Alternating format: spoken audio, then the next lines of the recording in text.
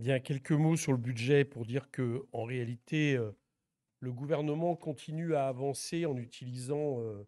tout ce que la Constitution, tout ce que la loi, tout ce que le règlement lui permet de faire pour, à la fin, terminer avec des budgets le plus proche possible, en réalité, des budgets initiaux qu'il avait choisis, c'est-à-dire des budgets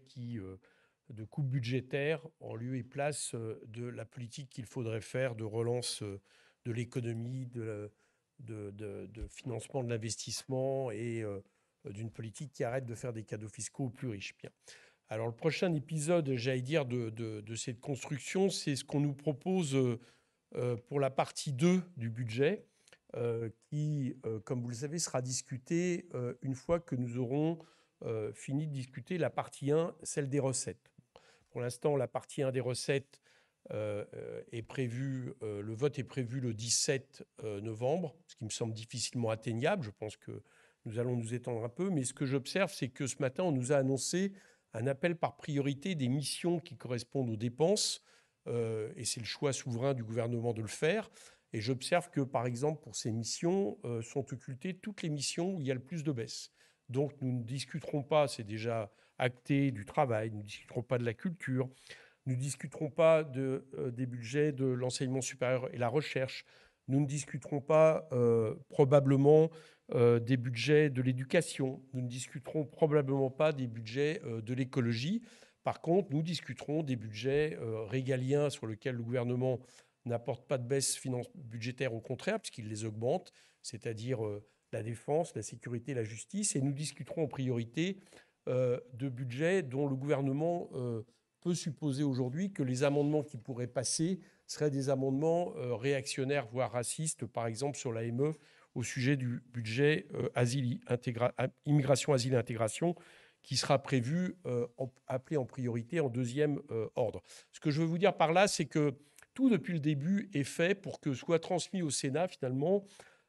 et charge au Sénat de le rectifier, un budget qui, dans son contenu, permet ici de, soit qu'il n'y ait pas de vote, c'est ce qui est en train de se construire pour le projet de loi de finances de la sécurité sociale, c'est ce qui sera en train de se construire très certainement pour le vote final du budget, soit des contenus qui seront démantelés par le Sénat ou alors qui arrangeront le gouvernement parce que, par exemple, on va transmettre un affaiblissement de l'AME au Sénat. C'est, je crois, quelque chose qu'il faut dénoncer, qui font partie un peu du charme de la Ve République, je mets charme en gros guillemets, vous avez compris, qui permet au final à un gouvernement de passer par exemple des budgets par ordonnance, qui reste à mon avis une des possibilités sur lesquelles il compte, c'est-à-dire les 50 jours de délai pour le PLFSS, les 70 jours du budget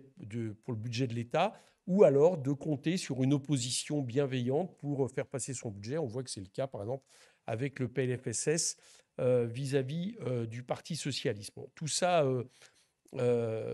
n'est pas finalement à la hauteur de ce que nous a annoncé le ministre Lecornu, qui nous disait c'est l'Assemblée qui va en réalité décider, nous entrons dans une nouvelle ère, il n'y aura pas de 49.3. On voit bien que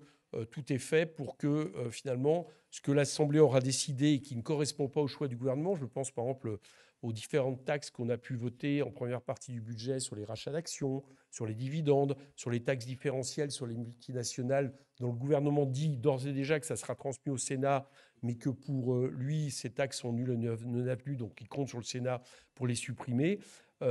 C'est des choses qui, au cours de la navette parlementaire, le gouvernement compte bien que le Sénat l'en débarrassera. Et donc là, il y a une forme d'hypocrisie souveraine. Et puis en dernière instance, le gouvernement compte sur ce que j'appelle cette ceinture de sécurité qui est celle des ordonnances pour pouvoir passer le budget, voire la loi spéciale pour le budget de l'État qui lui permettrait de valider le budget de l'an dernier, ce qui serait finalement une super année blanche. Voilà. Je crois que tout ça doit nous amener à avoir une vision très critique de ce qui est en train de se passer et de ne pas tomber, j'allais dire, dans le panneau qui consiste sans arrêt à nous dire c'est l'Assemblée qui décide de ce budget. L'Assemblée, en réalité, se retrouvera dans une situation où le budget, avec peut-être l'appui de certaines oppositions, ce que je dénonce évidemment, finira par passer en étant proche de ce que le gouvernement voulait et ce que nous essaierons d'éviter avec une motion de censure qui sera vraisemblablement déposée entre fin novembre et mi-décembre. Voilà, merci.